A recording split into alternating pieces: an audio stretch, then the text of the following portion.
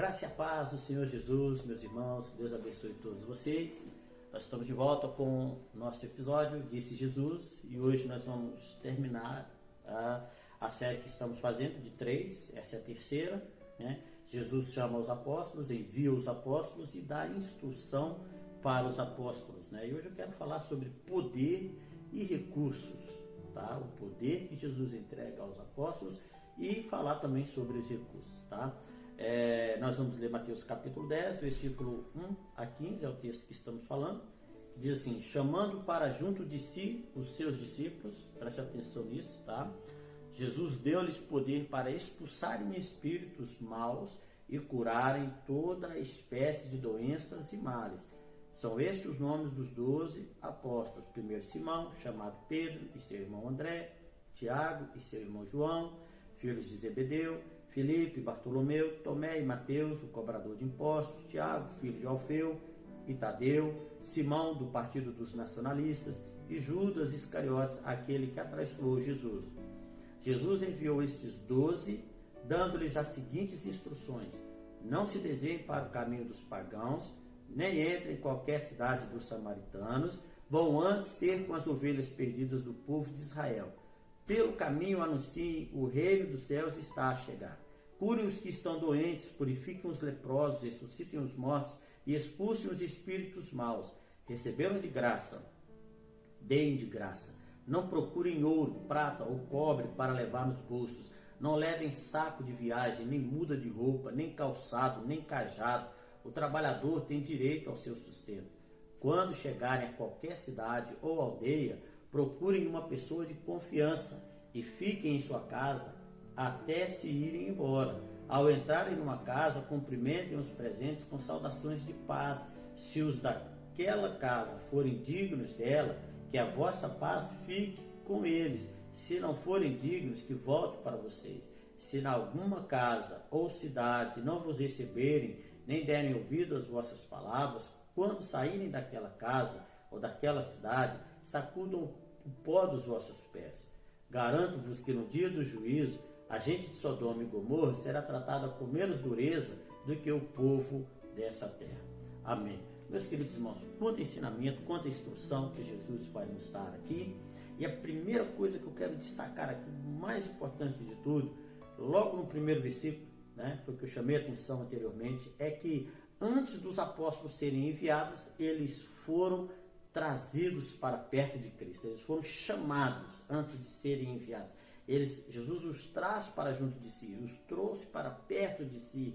Eles andavam com Jesus, eles aprendiam com Jesus. É importante isso. Parece muito simples, né? Evidente que você já sabe disso, mas é importante falar sobre isso, que antes de serem enviados, são chamados à comunhão com Cristo, são chamados, queridos irmãos, a receber antes de dar alguma coisa, porque ninguém dá aquilo que não tem. Então eles precisam receber de Cristo, receber do seu Espírito para também dar o mesmo. Então são chamados, são instruídos, recebem a unção, recebem o poder, recebem de Cristo a comunhão, o relacionamento, para levar tudo isso aos outros, né? Isso é importante, vou fazer aqui um alerta sobre isso. Muitas das vezes, aqueles que querem fazer a obra, seja missões, seja evangelismo, seja qual for a obra, né, que estão a fazer, ou o ministério que exercem, muitas das vezes caem num ativismo muito grande, sempre a preocupação de fazer, sempre a preocupação do ir, mas esquecem a primeira parte, que é de extrema importância, que é o vir a Cristo, sentar com Cristo, o estar com Cristo, se alimentar dele, da sua palavra, para depois ir e dar, né, e partilhar, tá bem? Isso é um alerta contra o ativismo nos nossos dias de hoje, que vem para impedir a comunhão plena com Cristo, o receber de Cristo, tá bem, meus queridos irmãos? Bom, tá? Mais adiante nós vamos ver que Jesus vai lhes dar poder, ou seja, autoridade. Aleluia! Bendito seja o nome do Senhor. Queridos irmãos, ninguém pode fazer a obra de Cristo se não for pelo poder de Cristo e a autoridade de Cristo. E só tem o poder e a autoridade aqueles que gozam a comunhão plena com Cristo Jesus, que vivem um estilo de vida de santificação, né? Que estão cheios do Espírito Santo. A obra de Deus tem que ser feita no poder de Deus, né? Nós temos aqui o caso dos filhos de Cefas, um dos homens importantes lá da religião judaica, né? E o que acontece? Esses homens, esses filhos de Cefas, tá? Eles vão expulsar um espírito maligno, eles querem fazer a obra, mas vejam bem, eles não conhecem Cristo, né? Eles não têm a comunhão, o relacionamento com Cristo. E o que vai acontecer aqui? A Bíblia vai dizer que ao tentar expulsar os espíritos malignos, eles disseram em nome de Jesus, aquele que Paulo anuncia. Ou seja, eles nem sequer conheciam. Era alguém que Paulo anunciava. Ordeno-vos que saiam. E a Bíblia diz que entre os que andavam a fazer isso, havia 7 filhos de um judeu chamado Cefas, que era chefe dos sacerdotes. Mas um espírito mau respondeu-lhes: conheço Jesus, sei quem é Paulo, mas vocês quem são? Então, possuído do espírito mau, atirou-se a eles, bateu-lhes tanto que eles tiveram de fugir daquela casa, muito feridos e quase nus. Ou seja, alguém que tenta fazer, pessoas que tentam fazer a obra de Cristo, né, sem o devido preparo, sem a unção, sem o poder, sem a comunhão com Cristo, sem ser salvo em Cristo Jesus. Então, a consequência disso, irmãos, é triste, é trágica a consequência, né? Eles sofrem, eles apanham, eles são humilhados, eles são maltratados, porque essa obra, ela é espiritual, não é contra homem, contra carne e sangue, mas ela é contra principados, contra poderes do mal, poderes malignos. Portanto, devemos fazer a obra de Cristo, cheios do poder de Cristo, autoridade de Cristo, do Espírito de Cristo. É importante que quem faça a obra se santifique e se encha do poder. Bendito seja o nome do Senhor, e não fazer de qualquer forma. Satanás é o adversário. A palavra Satanás significa adversário. Ele é o principal opositor. Então, o reino de Cristo está lutando, batalhando contra o reino das trevas, ou o reino das trevas batalhando contra o reino de Cristo. Tá? Então, são poderes, tá, malignos que se opõem à obra do Senhor. A Bíblia diz que Jesus deu poder para curar os enfermos, todo tipo de enfermidade. Algumas enfermidades, elas são espirituais, são da alma e do espírito, e há outras que são as enfermidades da carne, que nós conhecemos. Mas o poder que Jesus dá é para curar tanto uma enfermidade como a outra, são todas. E deu poder sobre os espíritos maus, diz a palavra do Senhor. Espíritos que se opõem à obra do Senhor. E muitas das vezes não são só enfermidades, mas espírito de mentira, espírito de engano, espírito de sedução. Há muitos demônios que se levantam para impedir a obra do Senhor. Espíritos de rejeição, de perseguição. Então há muitos tipos de demônios que se levantam contra a obra. É importante que aquele que faz a obra saiba que ele foi revestido do poder, da autoridade de Cristo para vencer o adversário, para vencer os demônios. E deve usar essa autoridade no nome de Jesus e expulsar esses demônios que impedem a obra ou que tentam impedir a obra de Cristo de ser feita, de ser realizada. Não é verdade? A ordem aqui que Jesus vai dar também: anunciem o reino dos céus. É ordem que Jesus deu. Nós falamos no episódio anterior, né? Jesus dá ordem de pregar salvação, pregar arrependimento. Não é ordem para anunciar um evangelho de prosperidade, de facilitação. Evangelho puro fala de arrependimento e não de comunhão com o mundo, amizade com o mundo, aquele evangelho que permite o pecado, aquele evangelho que não condena o pecado. Não é esse o evangelho que Jesus ordena pregar, mas ele ordena pregar o evangelho puro do arrependimento. Ele ordena curar doentes, ele ordena curar, limpar, melhor, leprosos. Aleluias, limpe os leprosos. A lepra significa que para nós tem a simbologia do pecado, queridos irmãos. É morte lenta e dolorosa. O leproso ele ficava banido, ele era expulso da sociedade, da cidade, da sua família. Isso fala do pecado, as consequências do pecado, né? A destruição do homem, da sua família, a destruição gradualmente.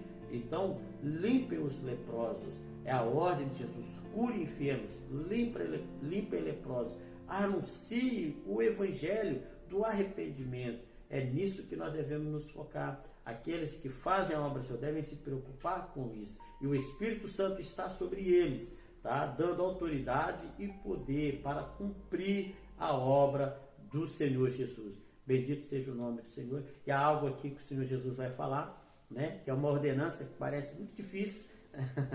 Ele vai dizer: ressuscitem os mortos. Uau, aleluia. E muitos podem pensar que são mortos espirituais, né?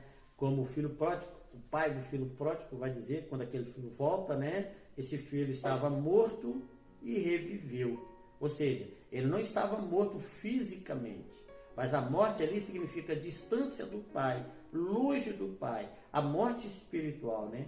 É longe de Deus, no pecado, longe de Deus, porque o pecado afasta Deus, essa morte. Mas quando fala de ressuscitar os mortos, não é só dessa morte espiritual, é também a morte espiritual, trazê-los de volta para a vida, para a comunhão com Deus, tirá-los do pecado, das cadeias, do embaraço do pecado, trazê-los de volta para Deus. Isso é ressuscitar mortos também, mas fala da morte espiritual, né? Trazê-los para a vida eterna, a vida com Cristo.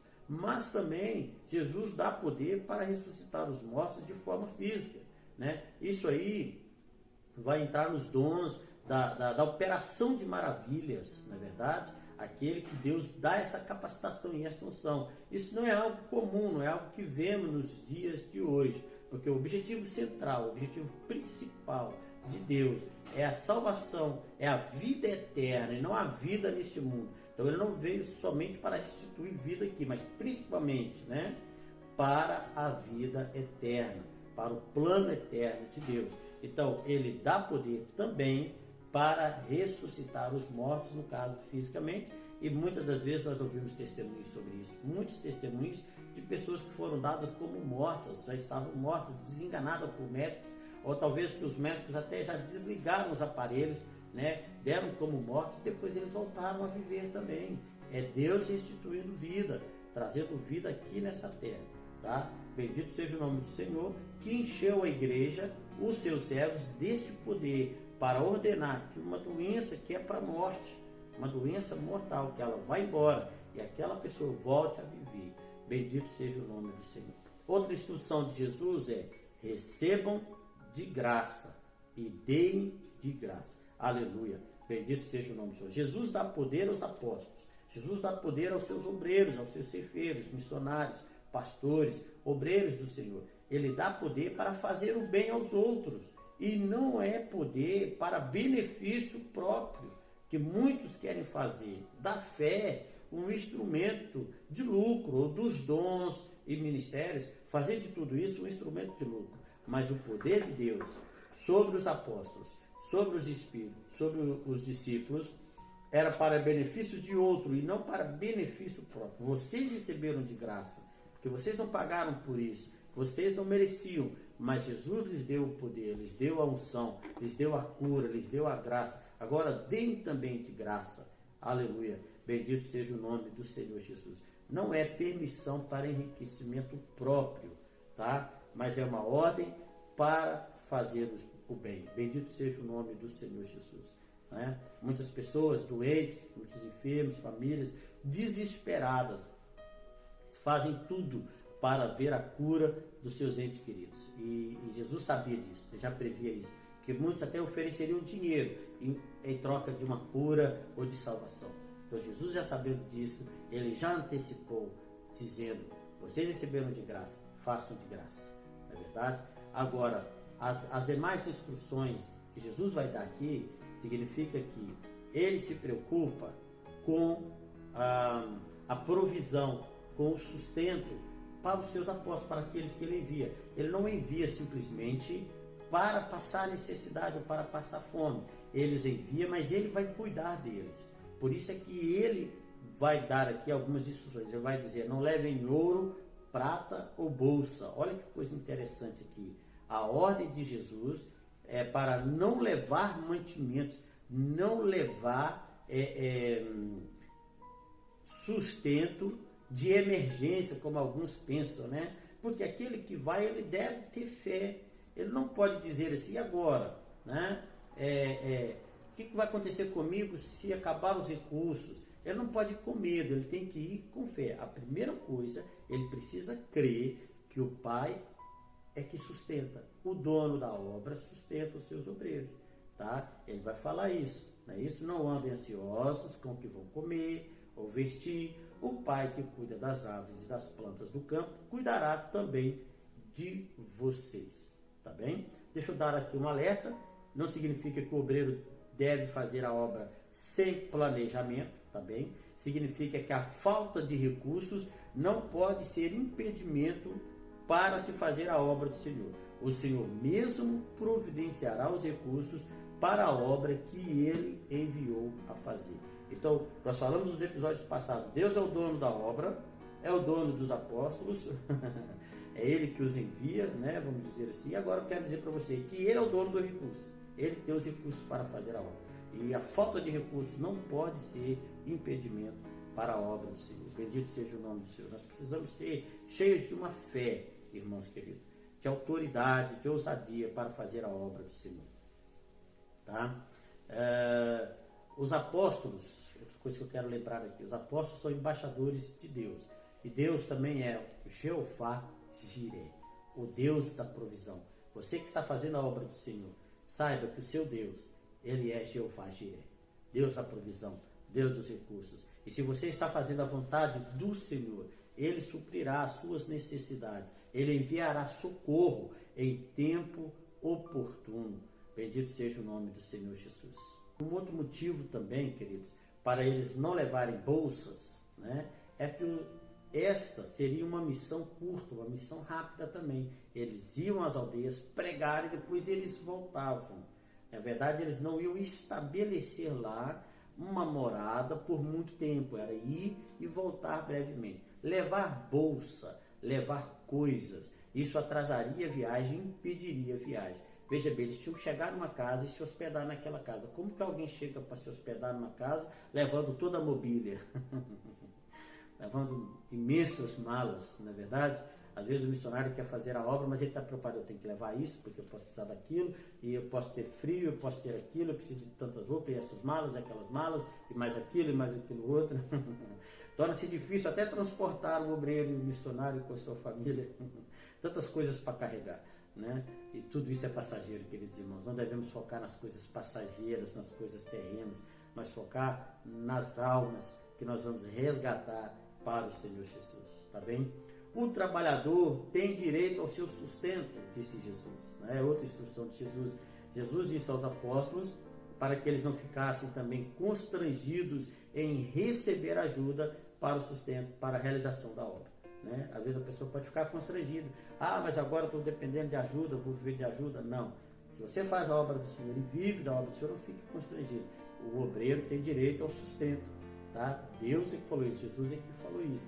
É uma ordem para que você não fique constrangido em receber o sustento, mas também é uma ordem para os demais irmãos, para a igreja, para que ela envie sustento. Está dizendo também para a igreja: olha, os obreiros têm direito ao sustento também. Aqueles que fazem a obra têm direito de serem sustentados também pela obra do Senhor, tá? Então, é uma mensagem com dois destinatários, né? Para os que vão e para aqueles que enviam, tá bem?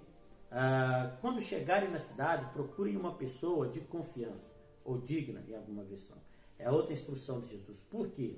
Os apóstolos, ou os enviados do Senhor Jesus, que a palavra apóstolo é enviado, né? Os missionários, os pregadores, os obreiros, eles devem ter cuidado com quem se associam, tá bem? Se associar a pessoas boas, dignas, pessoas de boa reputação. Porque, caso contrário, isso pode ser também um impedimento para a pregação do evangelho naquele lugar. Pessoas de má fama, pessoas que querem apenas estão em busca de recursos próprios, né? Não se devem associar a essas pessoas, tá? Para que o evangelho também não seja rejeitado naquela cidade. Então procure pessoas dignas, pessoas de boa fama. Pessoas dignas aqui, pessoas de boa fama, são pessoas aceitas pela comunidade. São pessoas que têm bom testemunho da comunidade, tá? Portanto, quando essas pessoas vêm para Cristo, aceitam a obra do Senhor, aceitam a salvação em Cristo Jesus, isso ainda se torna mais fácil a pregação do evangelho naquela cidade. Tem um maior alcance da pregação do evangelho. Então procure pessoas dignas para se associar a elas quando forem pregar o evangelho do Senhor Jesus, quando forem começar uma obra numa determinada cidade ou numa vila, tá bem?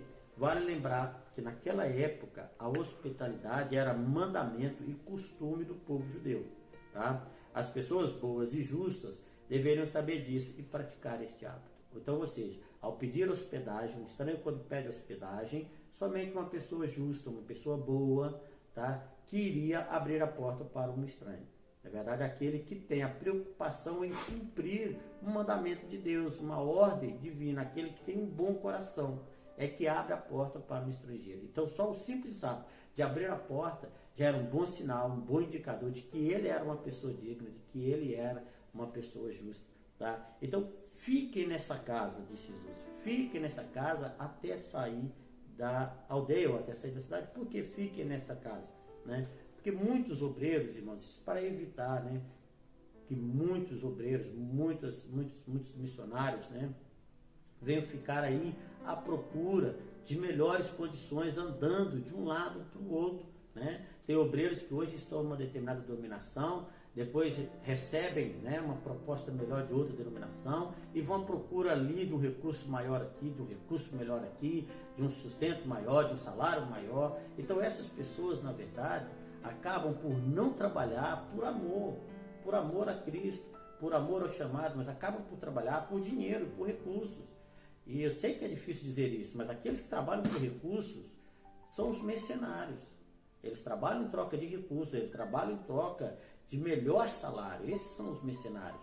Agora, aqueles que trabalham por amor, não se preocupam com recursos. Então, fiquem na casa que vos receber. Não andem atrás de melhores recursos. Não andem atrás de facilitação, porque esse pode ser um engano de Satanás.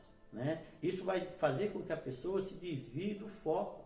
Deus abriu uma porta para ele deve ficar naquela porta que Deus abriu. Ele não deve correr atrás de portas maiores, né, entre aspas, daquilo que parece ser melhor. Fique aonde Deus colocou. Mova na direção de Deus. Não mova por necessidades, não mova por recursos, mas mova na direção do Senhor. Por isso que Jesus disse, fique na casa que vos receber. Aleluia! Bendito seja o nome do Senhor. Qual é a nossa preocupação? Unicamente a pregação do Evangelho do Senhor.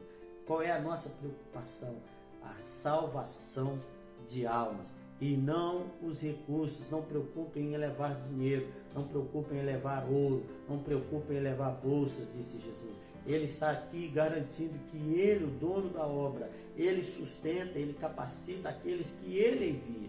Agora, se a pessoa não foi enviada por Deus, ou está fazendo uma obra que não foi ordenada por Deus, Deus não tem o compromisso de sustento com ela, porque não foi Ele que enviou.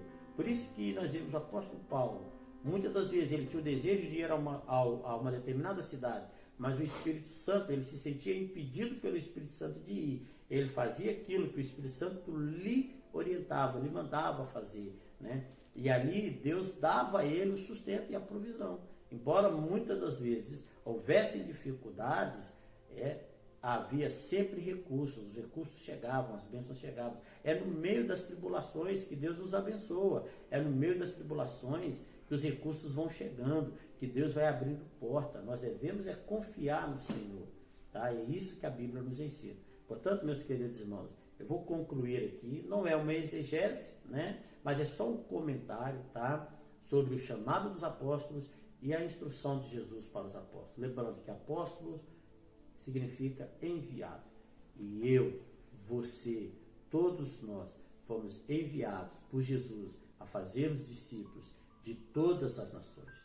de todas as nações. Nós temos uma missão dada pelo Senhor Jesus e ela deve ser levada a sério, ser feita debaixo de unção do poder de Deus, do Espírito Santo, e essa missão é pregar o evangelho de salvação. Não se preocupe com recursos, Deus dá sempre os recursos para fazer a obra dele. Bendito seja o nome do Senhor. Vamos orar aqui, encerrando este episódio, este tema, tá? Pai, em nome de Jesus, eu oro, Senhor, agradecendo o Senhor primeiramente, porque o Senhor nos abençoou tanto, ó Pai querido, e nos dá mais do que aquilo que merecemos. Na verdade, nada merecemos, mas o Senhor nos abençoa ricamente, Pai querido, com a salvação, com o perdão dos pecados, com o sustento de cada dia. Muito obrigado pelo pão de cada dia que o Senhor nos dá. Eu oro, Deus, pelo meu irmão, minha irmã, aqueles, ó Pai querido, que sentem um chamado para ir a aldeias, a cidades, a lugares distantes. Ó Pai querido, que o Senhor lhes ensina a confiar e o Senhor abra portas, ó Deus. Coloque pessoas certas para abençoar. Ó Deus querido, que o Senhor, ó Deus, esteja providenciando tudo aquilo que preciso para fazer a obra que o Senhor determinou. Por isso, Deus, eu oro e agradeço ao Senhor em nome de Jesus. Muito obrigado, meus irmãos, que Deus abençoe vocês, continue seguindo. Se este episódio abençoou você, foi bom para você, coloque um gosto aí, partilhe com outras pessoas, tá? Se inscreva no nosso canal, se você não é inscrito ainda. Que Deus abençoe, até a próxima, em nome de Jesus.